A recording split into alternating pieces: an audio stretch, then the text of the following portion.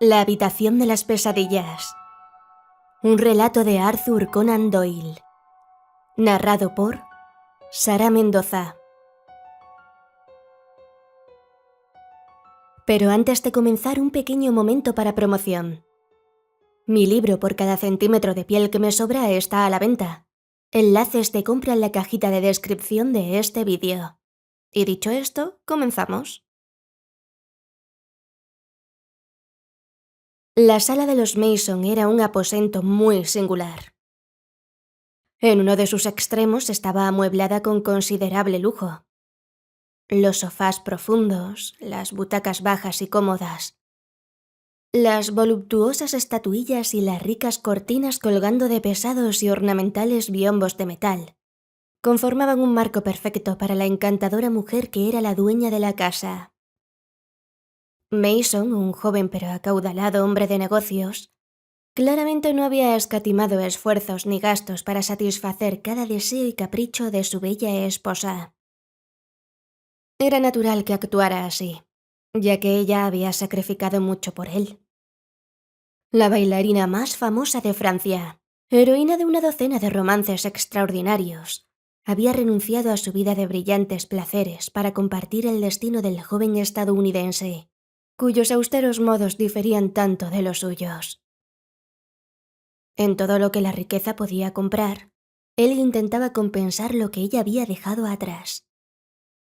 Quizá alguien había pensado que habría sido de mejor gusto si él no hubiera hecho pública esta realidad, o si al menos no hubiera permitido que se imprimiera.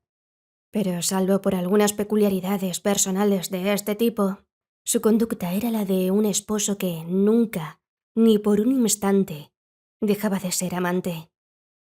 Ni siquiera la presencia de testigos impedía la abierta exhibición de su abrumador afecto. Pero la habitación era singular. Al principio parecía familiar, pero una convivencia más prolongada hacía notar sus siniestras peculiaridades. Era silenciosa, muy silenciosa. Ningún paso se oía sobre esas lujosas alfombras y gruesas esterillas. Una lucha o incluso la caída de un cuerpo no produciría ningún ruido. También era extrañamente descolorida, con una luz que siempre parecía atenuada. Tampoco todo el mobiliario era de igual buen gusto. Se podría pensar que, cuando el joven banquero derrochó miles en este boudoir, ese joyero interior para su preciada posesión, no calculó el costo y de repente lo detuvo la amenaza de su propia solvencia. Era lujoso donde daba a la concurrida calle de abajo. En el lado más alejado era desnuda, espartana, y reflejaba más bien el gusto de un hombre muy ascético que el de una mujer amante del placer. Tal vez por eso ella iba solo allí unas pocas horas, a veces 2, a veces 4, durante el día. Pero mientras estaba allí, vivía intensamente. Y dentro de esa habitación de pesadilla, Lucille Mason era una mujer muy diferente y más peligrosa que en cualquier otro lugar. Peligrosa, esa era la palabra. ¿Quién podría dudarlo al verla con su delicada figura extendida sobre la gran piel de oso que cubría el sofá? Estaba recostada en su codo derecho, con la barbilla delicada pero firme, apoyada en la mano, mientras sus ojos grandes y lánguidos, adorables pero inexorables, miraban fijamente hacia adelante con una intensidad que tenía algo vagamente inquietante. Era un rostro encantador, un rostro infantil, y sin embargo la naturaleza había dejado allí alguna marca sutil. Alguna expresión indefinible que revelaba la presencia de un demonio interior. Se había notado que los perros se apartaban de ella y que los niños gritaban y huían de sus caricias. Hay instintos que son más profundos que la razón. Aquella tarde en particular, algo la había alterado profundamente. Tenía una carta en la mano que leía y releía mientras sus delicadas cejas se fruncían y sus encantadores labios adoptaban una expresión severa. De repente, se sobresaltó y una sombra de miedo suavizó la amenaza felina de sus facciones. Se incorporó apoyándose en el brazo, y sus ojos permanecieron fijos, expectantes en la puerta. Escuchaba atentamente, esperando algo que temía. Por un momento, Una sonrisa de alivio se dibujó en su rostro expresivo. Luego, con una mirada de horror, guardó rápidamente la carta en su vestido. Apenas lo había hecho, la puerta se abrió y un joven entró apresuradamente en la habitación. Era Archie Mason, su esposo, el hombre a quien había amado, por quien había sacrificado su fama europea y a quien ahora consideraba el único obstáculo para su nueva y maravillosa experiencia. El estadounidense era un hombre de unos 30 años, bien afeitado, atlético y vestido a la perfección con un traje entallado que resaltaba su figura impecable. Permanecía de pie en la puerta, con los brazos cruzados, mirando fijamente a su esposa, con un rostro que bien podría haber sido una máscara apuesta y bronceada, de no ser por la intensidad de sus ojos. Ella seguía recostada sobre su codo, pero sus ojos no se apartaban de los de él. Había algo terrible en ese intercambio silencioso. Ambos interrogaban y transmitían la sensación de que la respuesta a su pregunta era crucial. Él podría estar preguntando: ¿qué has hecho? Ella, a su vez, parecía decir: ¿qué sabes? Finalmente él avanzó, se sentó junto a ella sobre la piel de oso y, tomando suavemente su delicada oreja entre los dedos, giró su rostro hacia él. «Lucille», dijo, «¿me estás envenenando?» Ella se apartó de su contacto, con horror en el rostro y protestas en los labios. Demasiado alterada para hablar, su sorpresa y su ira se evidenciaron en los movimientos bruscos de sus manos y en la contracción de sus facciones. Intentó levantarse, pero él afianzó su agarre en su muñeca.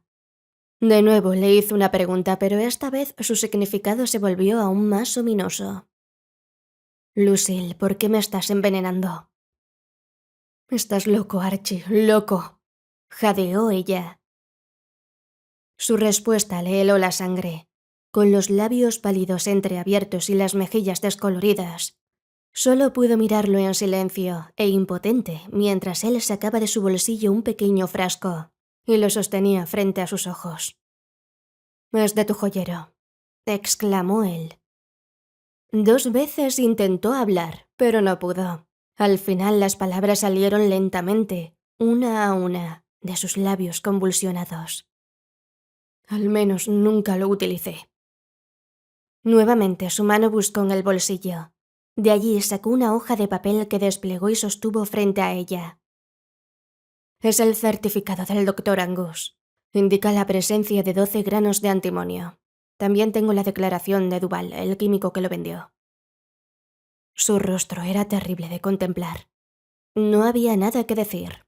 Solo podía quedarse allí con esa mirada fija y desolada, como una fiera atrapada sin posibilidad de escape. «¿Y bien?», preguntó.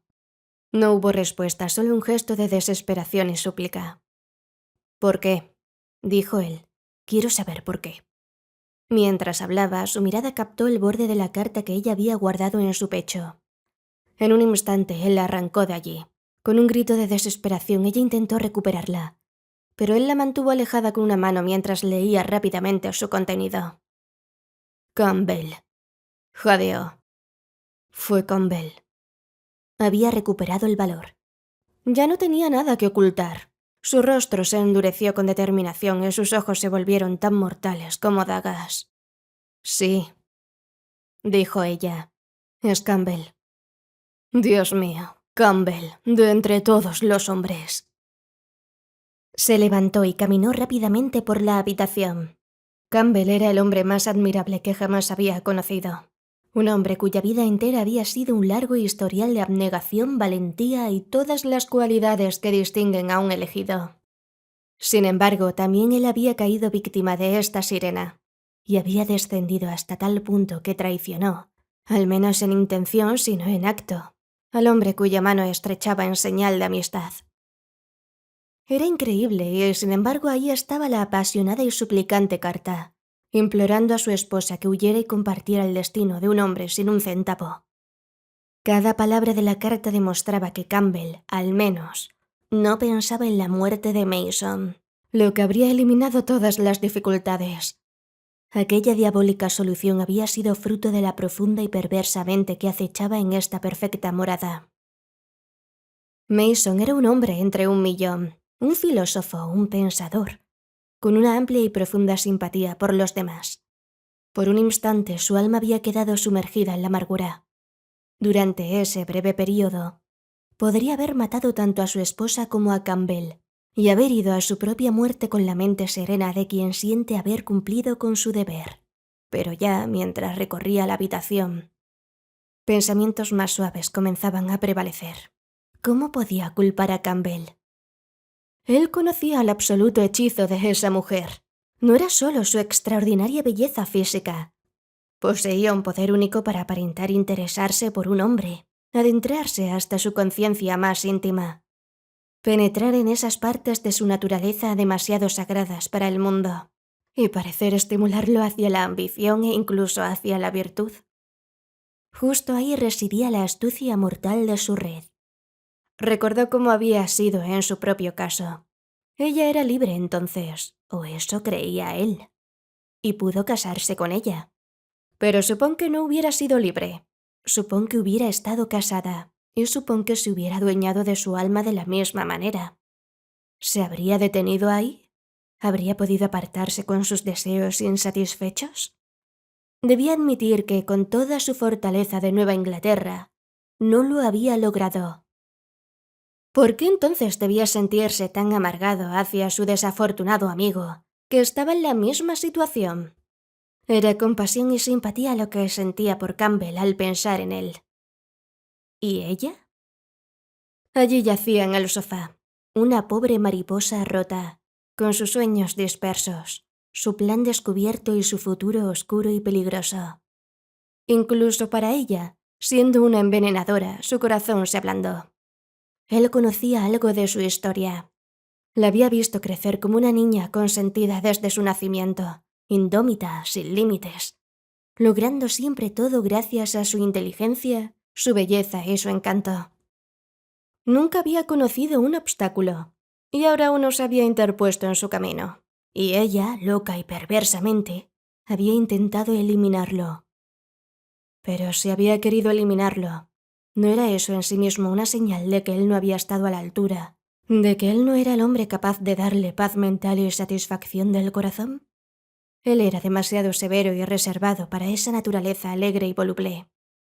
Él era del norte y ella del sur, unidos por un tiempo por la ley de los opuestos, pero imposibles de unir permanentemente. Debió haber previsto esto. Debió haberlo comprendido. Era a él, con su inteligencia superior, a quien correspondía la responsabilidad de la situación. Su corazón se enterneció hacia ella como ante una niña pequeña en problemas e indefensa. Durante un tiempo caminó por la habitación en silencio, con los labios apretados, las manos cerradas en puño hasta que las uñas le marcaron las palmas. Ahora, con un movimiento repentino, se sentó a su lado y tomó su mano fría e inerte entre las suyas. Un pensamiento resonaba en su mente. ¿Es caballerosidad o es debilidad? La pregunta sonaba en sus oídos, se formaba ante sus ojos, y casi podía imaginar que se materializaba y la veía escrita en letras que todo el mundo podía leer. Había sido una lucha difícil, pero había logrado vencer. «Tú decidirás entre nosotros, querida», dijo él. «Si de verdad estás segura, entiéndelo bien, de que Campbell podría hacerte feliz como esposo, no seré yo quien se interponga». «¿Un divorcio?», jadeó ella. Su mano se cerró en torno a la botella de veneno. «Puedes llamarlo así», dijo él. Una nueva y extraña luz brilló en sus ojos mientras lo miraba. Ese era un hombre que le había sido desconocido. El duro y práctico estadounidense había desaparecido. En su lugar, creía vislumbrar a un héroe y a un santo, un hombre capaz de elevarse a una altura inhumana de virtud desinteresada. Ambas manos rodeaban la que sostenía el frasco fatal.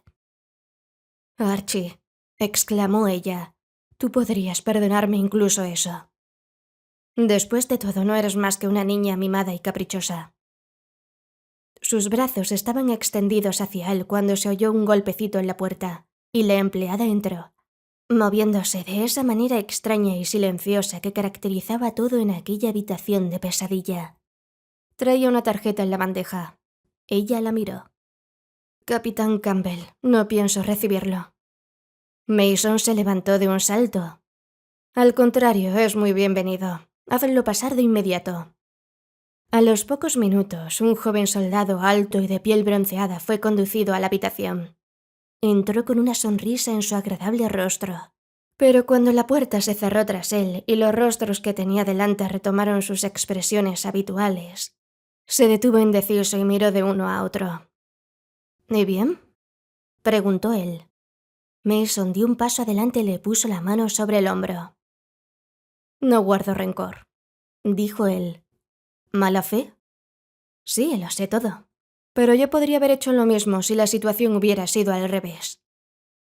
Campbell dio un paso atrás y miró a la dama con una pregunta en la mirada.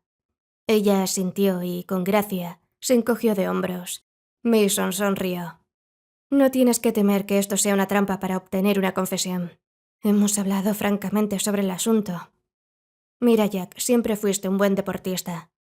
Aquí tienes una botella. No importa cómo llegó hasta aquí. Si uno de nosotros la bebe, todo quedará aclarado. Su actitud era frenética, casi delirante. Lucille, ¿cuál de nosotros será?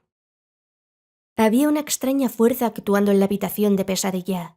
Había un tercer hombre presente, aunque ninguno de los tres protagonistas, en ese momento crucial de sus vidas, tuvo tiempo ni pensó en él. Nadie podía decir cuánto tiempo había estado allí ni cuánto había escuchado. En el rincón más alejado del pequeño grupo se encontraba agazapado contra la pared una figura siniestra y serpenteante, silenciosa y casi inmóvil, salvo por el nervioso temblor de su mano derecha cerrada en un puño. Permanecía oculto a la vista por una caja cuadrada y por una tela oscura colocada hábilmente encima, de modo que cubría sus rasgos. Atento, observando con ansiedad cada nueva fase del drama, el momento para su intervención casi había llegado. Pero los tres apenas pensaban en ello. Absorbidos en la interacción de sus propias emociones, habían perdido de vista una fuerza más poderosa que ellos mismos. Una fuerza que en cualquier momento podría dominar la escena. ¿Te atreves, Jack?, preguntó Mason. El soldado asintió. No, por el amor de Dios, no, gritó la mujer. Mason destapó la botella y, volviéndose hacia la mesa auxiliar, sacó una baraja de cartas.